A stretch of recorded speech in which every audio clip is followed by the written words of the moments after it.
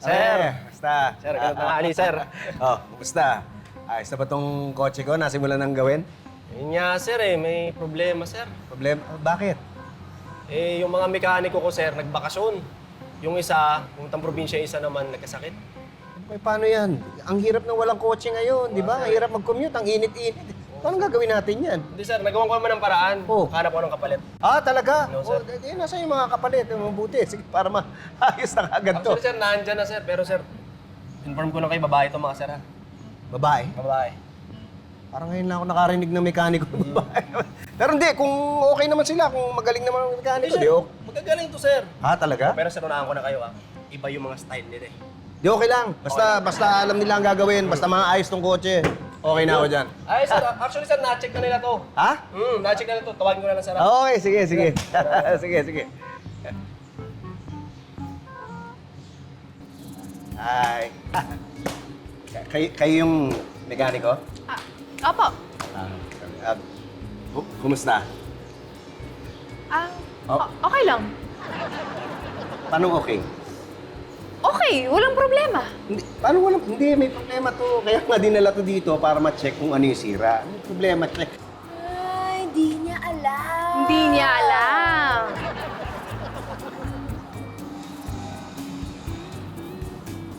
Kotse mo to? Hindi mo alam yung problema? Dapat kinausap mo. Tama! Eh, dapat may communication kayo. Hindi pwede sa relasyon na pinapakiramdaman nyo ng kotse nyo. Anong communication? Hindi ko maintindihan. Yan. Yan yung problema sa inyong mga lalaki, no? Hindi nyo alam yung feelings ng kotse nyo dahil hindi nyo naman kinakausap. Teka, Hindi mo dapat tinitake for granted to. Give and take dapat. parang hindi ko kayo maintindihan. Ano ba Hindi mo yan? maintindihan? Hindi. O ayaw mong intindihin, ha? Sir, kukuha kayo ng kotse tapos hindi nyo pala maiintindihan. Dapat iniintindi nyo. O eh, baka wala ka ng time sa kotse mo dahil meron ka ng ibang kotse. Ganyan talaga kayong mga lalaki, no? Hindi kayo makontento sa isa. Kailangan may iba pa, no? Uy, teka. Wala ko ibang kotse. Ito lang ang kotse ko. Nako, sir! Huwag kang magsisinungaling. Ha? Nakita ko sa FB mo, ha? May ibang kotse kang dinadrive. Ano ko? Nakita ko. Yun ba? Oo. Wala yun. Sa ano yun? Kotse yun ng kaibigan ko. Yan! Yan ko talaga sinasabi ko. Ganyan kayo mga lalaki kapag nabibiso kayo. Ang lagi yung sinasabi, kaibigan! Ay, naku, talaga!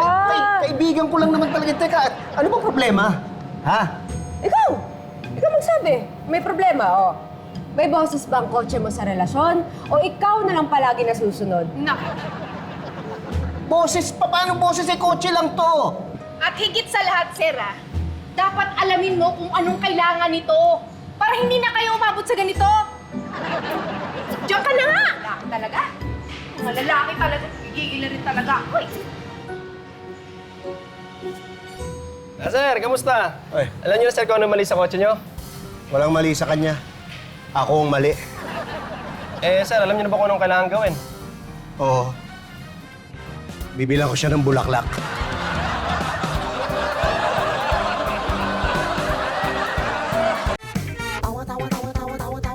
Anytime, anyone, anyhow. Halika manood at sumigaw. Anywhere in the world, everybody in the house. Click and subscribe now. You know.